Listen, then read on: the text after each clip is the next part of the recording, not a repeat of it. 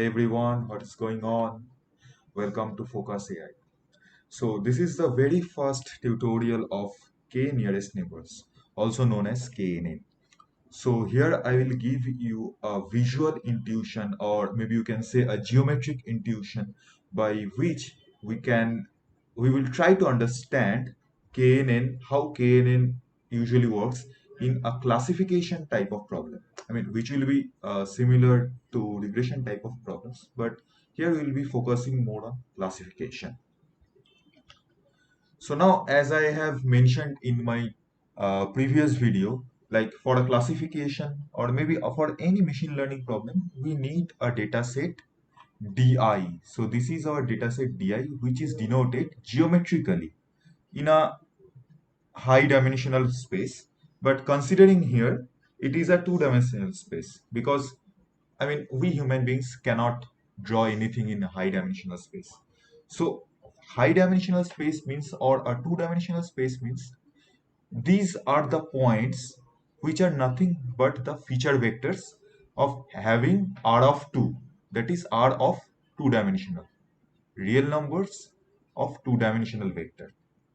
Okay, so here I am considering there are two classes. We are doing classification, so there should be some classes or some labels. So here we are considering two classes. So the star here actually denotes the positive class and the plus here denotes the negative class. I'll come to this query point. What is it? Now, if we plot the feature vector from from this data set DI, say we plot it and we got us this kind of plotting in a two-dimensional vector space. Okay. Now you can see like there are almost like you can see like this yellow pluses are in a similar space and these blue stars are similar space. And obviously I intentionally gave one yellow plus in this blue star cluster and a blue star in this yellow star cluster or yellow plus cluster.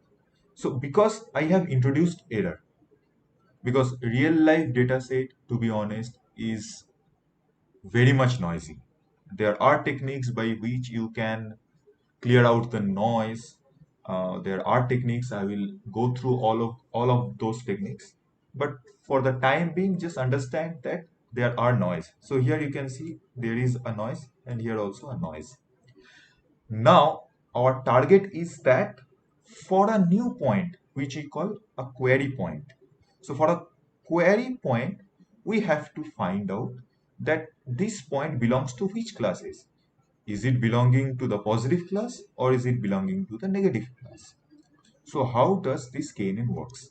Now say this is the position, or this is like the position of the query point. Now what does KNN do? It's actually verifies, or it actually calculates the nearest neighbors. So how many nearest neighbors? That is k. So here I am considering k as 3.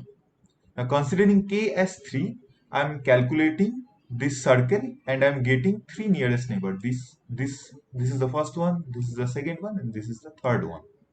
Once these neighbors are found out, then we do a simple majority vote. So what does it mean? That for this query point or for this green point, we found three neighbor points.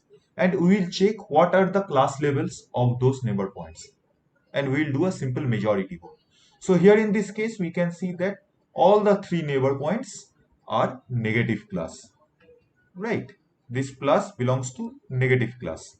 So we can predict, or the KNN can predict that, okay, this particular query point will be a negative class because it's all the neighbors were negative, or the majority of the neighbors were negative.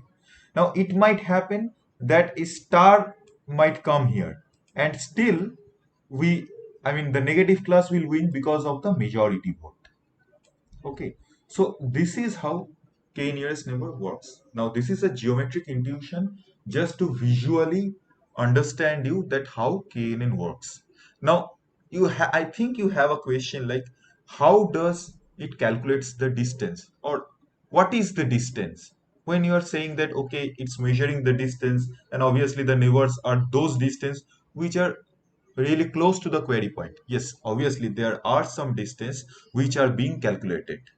So we have to carefully go through that what are the distance, what are the merits of each of the distance, what are the demerits of each of the distance. So I'll go through in all the distance thoroughly in the next video. But this is to give you a geometric intuition that how KNN works. Now there is one important concept that I need to cover. This is called the concept of hyperparameter. So by the name you can guess like this is not an ordinary parameter. This is something like a unique parameter which is named as hyperparameter. So in simple term, hyperparameter is a type of parameter attached to any machine learning model that can affect the model performance if the parameter value is changed from one value to another value. Okay. So in KNN, the parameter value is k, which is the number of nearest neighbors we should calculate. Right. In our example, what we did, in our example, we calculated the nearest neighbor by considering k equals to 3. Now here the k might be 5, right? Then we'll consider another 2. So total of 5 and we will do the majority vote.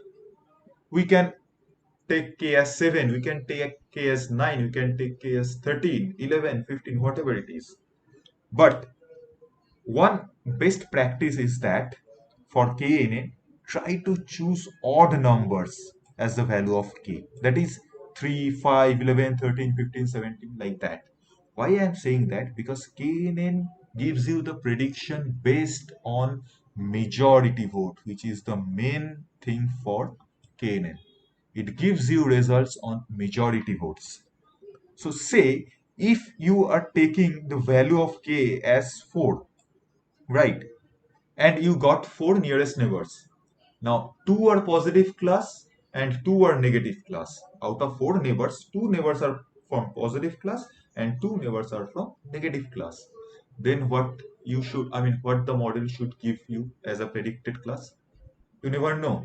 Then it would choose randomly either of the class and it will give you the prediction.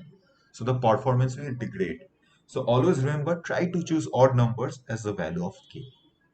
Okay, so in the next video we will discuss about how the distance is calculated to capture the nearest neighbors.